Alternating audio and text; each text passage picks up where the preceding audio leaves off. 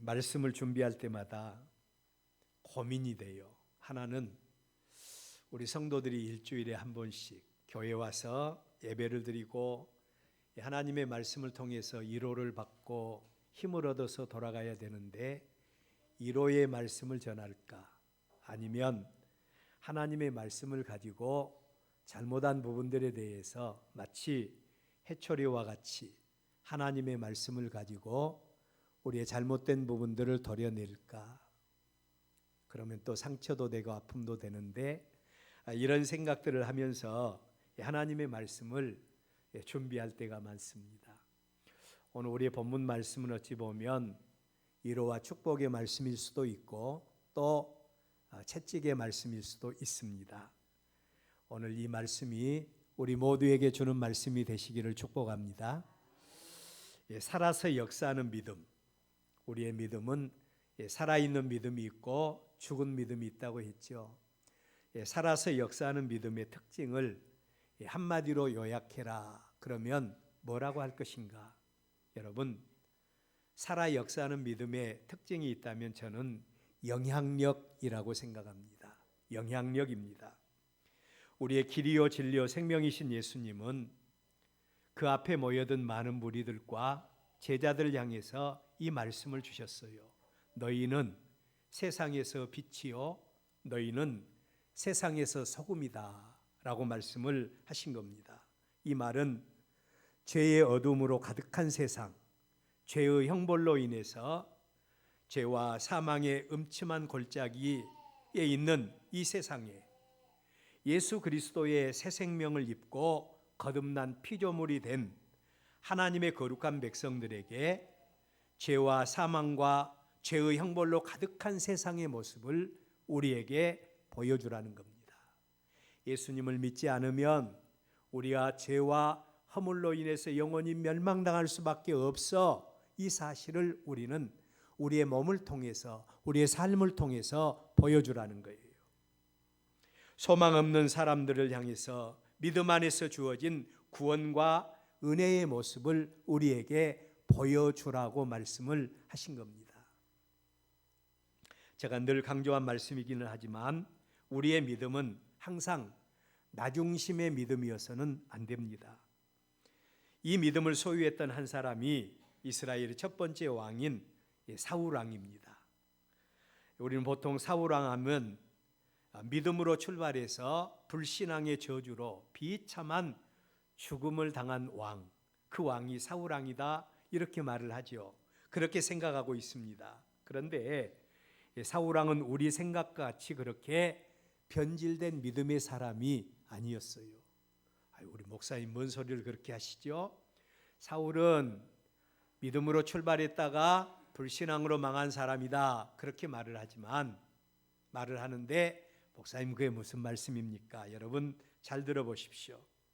사울 왕의 믿음을 자세히 들여다보면요, 사울 왕의 믿음은 항상 하나님 중심이 아니라 자기 중심의 믿음으로 항상 변함없이 처음부터 마지막까지 하나님 중심이 아닌 자기 중심의 믿음을 가지고 있었던 왕입니다. 그 대표적인 예를 찾아보라면 사무엘상 14장에 보면 이스라엘과 블레셋과의 전쟁이 일어납니다. 이 전쟁에서 사울 왕의 아들 요나단에 의해서 이스라엘 백성들은 하나님의 놀라운 구원의 역사를 통해서 전쟁에서 승리하게 됩니다. 이스라엘과 블레셋과의 전쟁에서 감히 승리하는 전쟁이라고는 상상도 할 수 없었는데, 이 전쟁에서 승리해서 블레셋 군대를 계속해서 추격할 때 사울 왕은 어떤 생각을 했는고 하니, 이 모든 것이 하나님의 은혜다 이렇게 생각을 했어요. 이 모든 것이 하나님의 은혜다라고 생각하고 하나님의 뜻은 물어보지도 않고 일방적으로 군사들에게 금식을 선포하는 그런 모습을 볼 수 있어요. 이게 바로 사울 왕의 신앙입니다. 이처럼 사울 왕의 행적을 보면 사울 왕은 하나님을 알고 그리고 하나님의 은혜를 알고 있었습니다. 하나님을 알고 하나님의 은혜를 알고 있었어요. 그러면서도 하나님의 뜻이 아닌 자기 중심적인 신앙관을 가지고 하나님을 섬겼던 사람이 바로 이 사울 왕입니다. 이런 사울 왕의 믿음에 대해서 살아계신 하나님이 어떻게 반응하십니까? 아까 말씀드렸죠. 우리의 믿음은 하나님이 어떻게 받아주시는가, 이게 관건이에요. 하나님이 이런 사울 왕의 믿음에 대해서 어떻게 반응하셨습니까? 하나님은 사울 왕의 믿음을 인정하지 않으셨어요. 인정하지 않으셨습니다. 여러분, 우리의 믿음은 어떻습니까? 사울 왕의 믿음과 사울 왕의 행적을 보면서 우리도 타산지석의 교훈을 삼아야 돼요. 우리의 믿음의 최종 목적은 하나님을 영화롭게 하는 겁니다. 우리의 믿음의 최종 목적은 하나님을 영화롭게 하고 하나님께 인정받는 믿음이어야 한다는 겁니다. 하나님께 인정받아야 돼요. 이러한 측면에서 본 오늘 우리의 본문 말씀은 우리 모두가 본받아야 될 귀감이 되는 말씀이 오늘 우리의 본문이에요. 그 이유는 두 가지로 요약해서 볼 수 있는데, 첫째로는 믿음의 대상이 되신 하나님 앞에서 고백된 다윗의 믿음의 내용입니다. 하나님 앞에서 고백된 다윗의 믿음의 내용이에요. 다윗의 믿음은 항상 어떤 믿음이었는가 하니 나는 아무것도 아니다. 자기 자신을 아는 믿음이 다윗의 믿음입니다. 나는 아무것도 아닌 존재다. 나의 나된 것은 모두가 다 하나님의 은혜로 된 것이라고 하는 겸손의 신앙에서 다윗의 신앙이 출발을 합니다. 겸손의 신앙이에요. 나를 알고 하나님의 은혜를 아는 것이 하나님 중심의 믿음의 출발점이라고 할 수가 있습니다. 그래서 사도 바울도 죄가 많은 곳에 은혜도 더 많다. 자기의 죄성을 더 깊이 느끼고 내가 용서받을 수 없는 죄인인데 하나님이 나 같은 죄인을 구원해 주셨다. 이 사실을 생각하면 생각할수록 죄가 더한 곳에 은혜도 더 많다고 말씀을 하신 겁니다. 두 번째로 다윗의 믿음은 받은 은혜에 대해서 반드시 살해할 줄 아는 믿음이었어요. 조금 좀 어려운 표현입니까? 받은 은혜에 대해서 반드시 감사할 줄 아는 믿음이었다는 것입니다.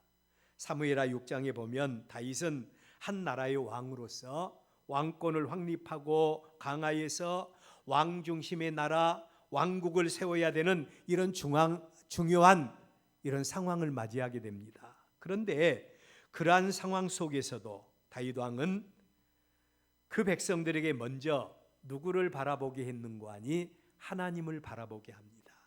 하나님을 바라보게 해요. 이 나라의 진정한 왕은 내가 아니다.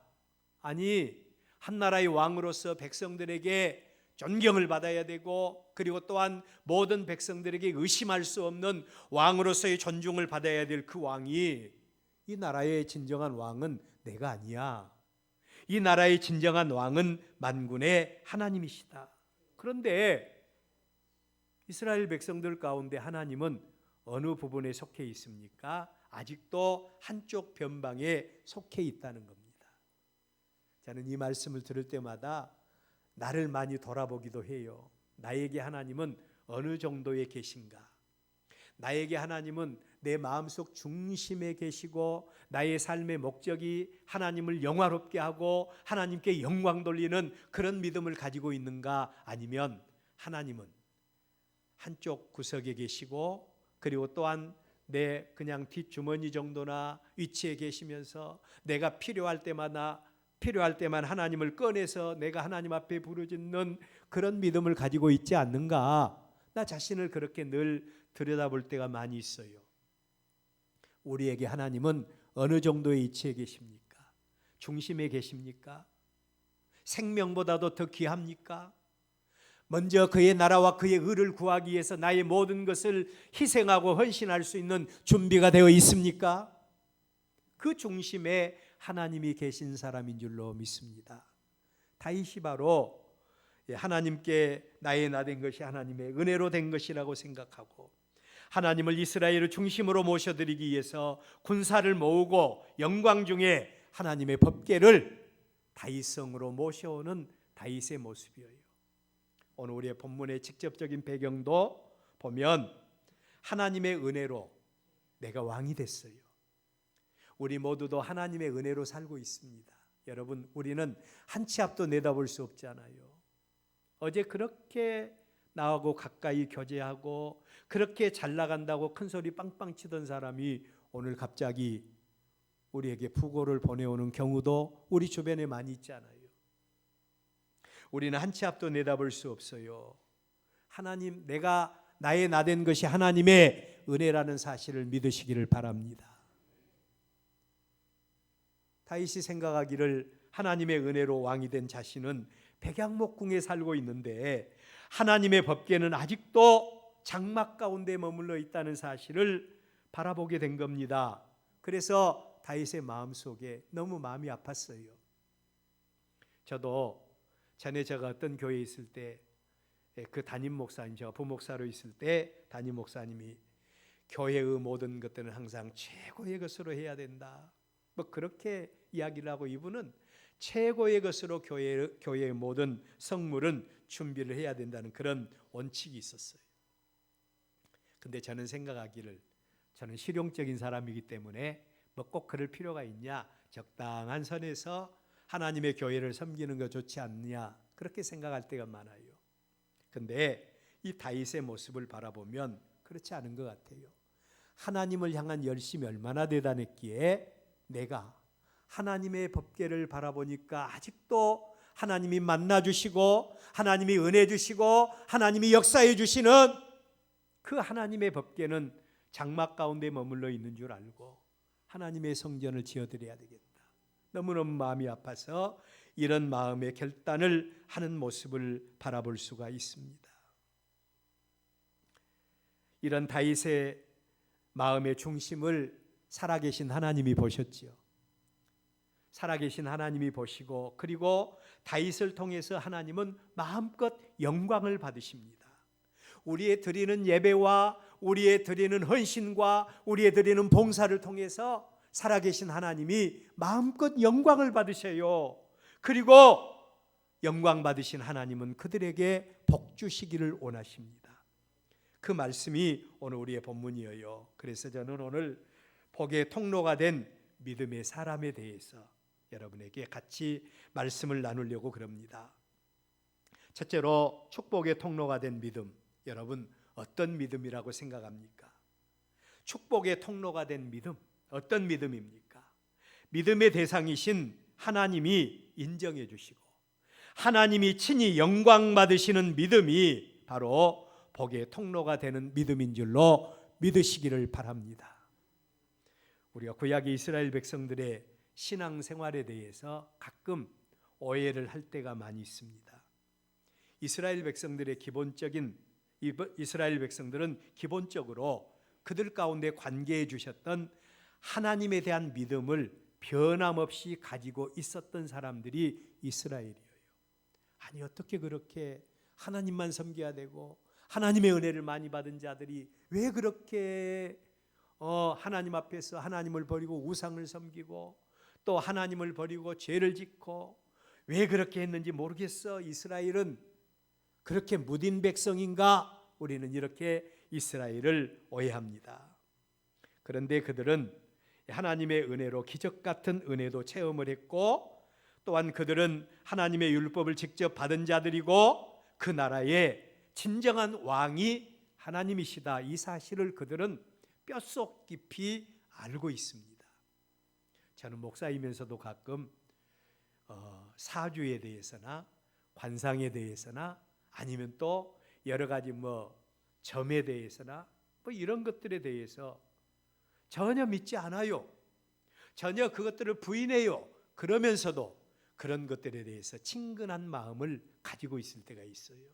왜냐하면 이 모든 것들은 다 우리의 뼛속 깊이 스며드는 우리 조상들이 우리에게 줬던 신앙의 유전이라고도 할 수가 있겠지요.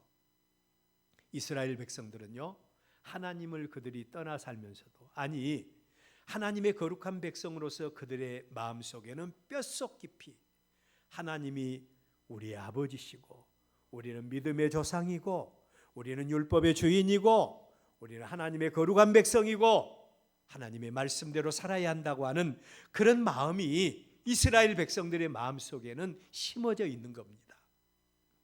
그런데 이스라엘이 이런 이스라엘 백성들이면서도 그들은 그 마음을 가지고 어디에서 살아야 됩니까? 세상 가운데서 살았어야 돼요. 세상 가운데서 이방인들과 늘 교제하면서 그들과 동행하면서 살아가고 있습니다. 세상 사람들은 눈에 보이는 신인 물질의 신, 그리고 또한 다산의 신, 바알과 아세라 이런 신들을 섬기면서 그들은 그들의 신들을 통해서 많은 것을 받았다고 생각하고 있고요. 그리고 세상의 일락을 즐기면서 그 신의 신전에서 제사하고 마음껏 먹고 마시고 마음껏 향락을 즐기고 육체로 살아가는 이들을 보면서 이스라엘 백성들의 마음속에는 하나님의 백성이면서도 세상을 겸하여 섬기고 세상의 신들을 겸하여 섬기는 신앙, 다신주의, 포스트 모던적인 이런 신앙에 그들이 물들어 버린 겁니다. 여러분, 그랬다고 해서 하나님을 떠난 것이 아니라 세상과 하나님을 겸하여 섬기고 있는 모습이 이스라엘의 모습이에요. 이러한 그들의 믿음을 하나님이 어떻게 보셨어요? 인정하지 않는 거예요. 하나님은 질투하는 하나님이라고 하시지 않아요. 우리가 오직 세상 것 버리고 하나님 제일주로 살고 하나님 중심으로 살고 하나님의 말씀을 위해서 자신을 쳐서 복종시키는 이런 믿음을 바라보고 하나님께서는 영광 받으시고 네가 나를 그렇게 사랑하는구나, 하나님께서 영광 받으시지, 세상과 하나님을 겸하여 섬기는 자들에 대해서 하나님이 영광 받으시지 않는다는 거예요. 그래서 하나님은 이스라엘을 징계하시고 이스라엘을 채찍하시고 이스라엘을 망하게 했던 것을 알 수가 있습니다. 이게 바로 우리의 그림자인 이스라엘의 역사예요. 그렇다면 오늘 이러한 측면에서 우리의 본문을 우리는 점검해 봐야 합니다. 우리의 믿음이 하나님의 거룩한 백성으로 하나님만을 영화롭게 하는 믿음인가? 하나님을 영화롭게 하고 하나님 중심적인 신앙생활을 하고 있는가? 아니면 구약의 이스라엘 백성들과 같이 명목상 하나님의 백성인데 그 중심은 나 중심의 삶, 하나님과 세상을 적당히 추구하면서 사는 이런 생활을 하고 있지는 않는지요? 우리의 중심을 하나님이 보고 계십니다. 하나님은 이러한 우리의 믿음을 보시고 어떻게 역사하는지에 대해서 우리의 삶을 깊이 성찰해야 돼요. 오늘 우리의 본문에서 하나님께 영광을 돌렸던, 그리고 하나님의 기쁨이 되었던 믿음의 사람 다윗의 믿음은 하나님을 알 뿐만 아니라 하나님을 그 중심에 모시고 사는 믿음이었고, 이스라엘 전체 백성들에게 그 믿음의 영향력을 행사했던 사람이 다윗입니다. 믿음의 영향력을 행사했어요. 제가 많은 읽었던 책들 가운데 지금도 잊혀지지 않는 책의 제목이 하나 있는데, 누가 하나님의 영광을 탈취했는가, 그런 책이에요. 교회론에 대한 말씀들인데, 하여튼 교회가 하나님의 영광을 탈취해서 사람의 모임과 그리고 또한 하나님의 종들과 이들이 하나님의 영광을 탈취하고 오히려 하나님의 영광보다는 사람이 영광을 받아버리려고 하는 이런 변질된 교회관에 대해서 소개한 말씀이 그 말씀이거든요. 누가 하나님의 영광을 탈취했는가? 다윗의 믿음도 왕이신 하나님 앞에 드러내기 위해서 한쪽 변방에 숨겨져 있던 하나님의 법궤를 이스라엘의 중심인 왕도로 모셔드리는 모습입니다. 다윗의 믿음은 하나님을 진정한 왕으로 인정하고 모시는 그런 믿음이에요. 열왕기하 7장 1절 이하의 말씀을 보면 다윗이 하나님의 은혜로 대내대적으로 평강을 누리는 시대입니다.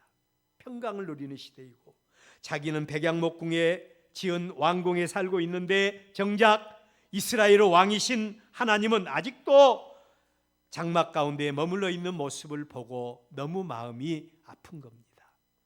저와 여러분은 하나님의 교회와 우리의 모습을 보고 마음이 아파야 돼요. 하나님, 이 작은 교회 지금은 조금 좀 변질이 돼가지고 많이 원성을 사고 있기는 있는데, 제가 알고 있는 순천에 순동교회로 하는 교회가 있는데 그 교회 장로님 한 분이 진돗개 전도왕이라고 하는 장로님이에요. 이 장로님이 맨 처음에 교회에 나가서 예배당을 크게 지어놨는데 빈 예배당을 바라보면서 하나님 너무 마음이 아프요. 내가 이 빈 예배당을 채워드리겠습니다. 그러면서 그때부터 전도를 시작했고요. 한 해 1년에 600명을 전도를 했다 그러더라고요. 오늘 저와 여러분이 하나님을 향한 열심이 그냥 어떤 화려하고 헌금 많이 하고 예배당 짓고 이렇게 하는 건 너무너무 중요하지만 더 중요한 것이 있다면 내가 서 있는 이 자리에서 하나님을 바라보고 하나님의 교회를 바라보면서 나의 손길이 필요한 곳이 어디인가, 뭐가 부족한가, 그 부족한 부분에 대해서 마음이 아플 수 있는 저와 여러분들 될 수 있기를 바랍니다. 이게 바로 하나님께 영광을 돌리는 마음이에요. 하나님의 이스라엘의 진정한 왕이신 하나님은 아직도 장막 가운데 있는 모습을 보고 마음이 아픈 겁니다. 그래서 선지자 나단에게 하나님의 집, 하나님의 성전을 지어드려야 되겠다고 하는 그의 마음을 고백하는 다윗의 모습이에요. 하나님이 얼마나 영광 받으셨겠습니까? 목회를 하면서 많은 성도들을 만날 때가 있습니다. 많은 성도들을 만나요. 그런데 성도들의 신앙생활을 깊이 들여다보면 모두가 다 하나님을 사랑한다고 말합니다. 그런데 이렇게 보면 아이고, 하나님 사랑한다고 하면서 아직도 자기중심적으로 사는 성도가 있는 것도 좀 보일 때가 있고요. 진짜로 하나님을 사랑한다고 하면서 이웃들에게 감동을 주는 이런 사람들이, 성도들이 눈에 비칠 때가 있어요. 사람은 겉만 보지 않아요. 그런데 하나님은 우리의 중심을 보십니다. 목사인 저의 눈에도 사람들을 이렇게 판단할 수 있는 그런 기준이 생겼다면 하나님은 우리를 바라보시고 어떻게 반응을 하시겠는가? 오늘 여기 하나님께서 베풀어 주신 은혜를 알고 또 하나님께서 베풀어 주신 은혜뿐만 아니라 그리고 하나님 마땅히 영광 받으셔야 될 그 만군의 하나님을 바라보면서 하나님께서 나의 도움이 필요한 부분이 어떤 것인가를 알고 하나님 앞에 쓰임받기 원하는 이 다윗의 모습을 바라보며 하나님께서 영광을 받으셨다면 저는 우리 교회 성도 한 성도를 바라보면서 하나님이 영광 받으시는 이런 믿음의 사람들 우리 모두가 될 수 있기를 간절히 소원합니다. 여러분, 하나님은 이러한 다윗의 중심을 보십니다. 그리고 그 다윗을 바라보시면서 내 마음이 참 기쁘다, 좋다 이 정도로 끝나버리는 것이 아니라 이 다윗을 위해서 하나님은 놀라운 하나님의 은혜와 축복을 준비하십니다.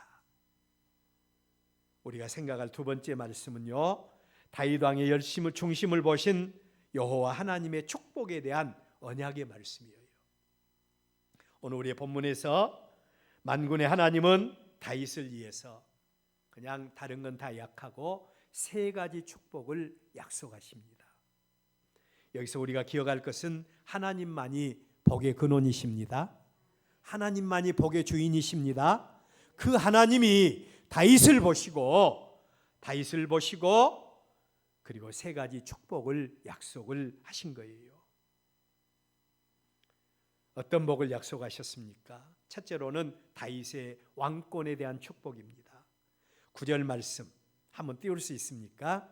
자, 9절 말씀 우리 다 같이 한번 읽어봅니다. 시작. 내가 가는 모든 곳에서 내가 너와 함께 있어 내 모든 원수를 내 앞에서 멸하였은즉 땅에서 위대한 자의 이름과 같이 내 이름을 위대하게 만들어 주리라. 아멘. 자, 여러분, 하나님께서 복의 근원이시고 복의 뿌리이신 여호와 하나님께서 다윗에게 분명하게 약속하십니다. 천지는 변할지라도 하나님의 언약의 말씀은 1.1획도 변함이 없습니다. 변함없으신 하나님이 약속하셔요. 어떤 약속입니까? 하나님께서 그의 이름을, 다윗의 이름을 땅의 위대한 자들의 이름같이 위대하게 만들어 주리라고 말씀을 합니다. 저는 이 복을 다윗에게 주신 개인의 복이라고 생각했어요. 개인의 복. 그리고 성도 당사자들에게 약속하신 하나님의 축복이 바로 이 복입니다. 하나님은 반드시 그의 백성들, 영광 받으신 그의 백성들에게 복 주시는 하나님이신 줄로 믿으시기를 바랍니다. 네 손으로 하는 모든 일마다 내가 복 주고 복 주리라고 하나님은 언약하셨어요. 두 번째 축복입니다. 두 번째 축복은 바로 10절로 11절인데 나라에 대한 축복의 언약입니다. 우리 10절 말씀 다 같이 한번 읽어볼까요? 시작. 내가 또 내 백성 이스라엘을 위하여 한 곳을 정하여 그를 심고 그를 거주하게 하고 다시 옮기지 못하게 하며 악한 종류로 전과 같이 그들을 해하지 못하게 하여. 아멘. 자, 여러분, 이 말씀을 보면 모든 원수에게서 또 11절 하반절에 보면 벗어나서 편히 쉬게 하리라 라고 말씀을 합니다. 우리는 이스라엘 백성들이 지금까지 어떻게 살아왔는가를 잘 알고 있죠. 하나님이 이스라엘을 애굽 땅 종되었던 곳에서 구원해 내셨죠. 그때 이스라엘 백성들의 형편이 어땠습니까? 자기 속으로 낳은 새끼들을 죽여서 나일강에 던져야 했던 비참한 자들이었어요. 얼마나 힘들고 어려운 삶을 살았든지 그들의 눈에 피눈물이 날 정도였어요. 그래서 그들은 하나님 앞에서 신음을 했어요. 하나님은 그 신음소리를 들으실 정도였어요. 때로는 하나님은 블레셋 사람들에 의해서, 암몬 사람들에 의해서, 아람 사람들에 의해서, 심지어는 또 여러 주변의 대적들 아수르 사람들에 의해서 이스라엘 백성들이 얼마나 고통스럽고 힘든 일을 많이 만났습니까? 너무너무 힘들었어요. 고통스러웠습니다. 그런데 만군의 하나님께서, 복의 뿌리이신 하나님께서 그 이스라엘에게 말씀하세요. 내가 만군의 하나님이 다윗 왕으로 인하여 이 나라와 이 백성들에게 안식의 복을 주실 것이라고 말씀을 하세요. 하나님의 언약의 말씀이 한번 그냥 질러보는 말씀입니까?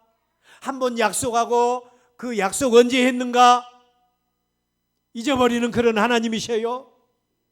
하나님은 전능하신 분이셔요.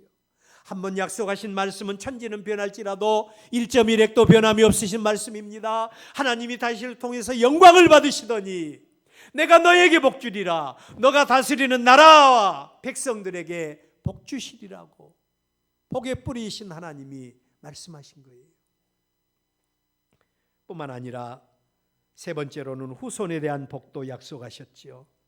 아직 태어나지도 않은 사람, 아직도 역사의 전면에 나타나지도 않는 자들을 위해서 하나님은 다윗 때문에 복을 부어주겠다고 말씀을 하십니다.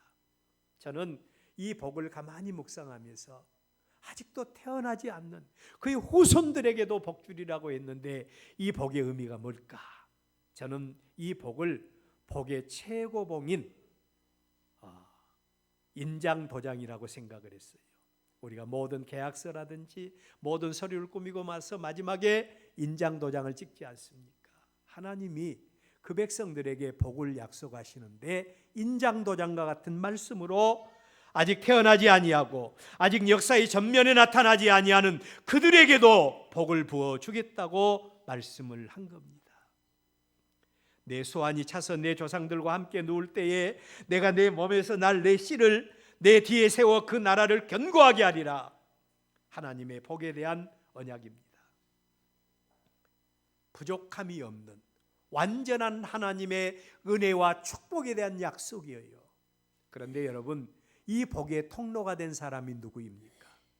이 복의 통로가 된 사람이 누구예요? 다윗 왕 아닙니까?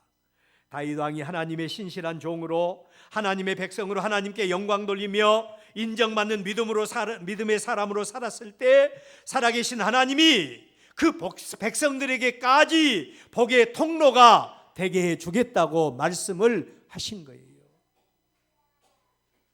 여러분, 우리의 후손들에게 여러분은 어떤 존재입니까?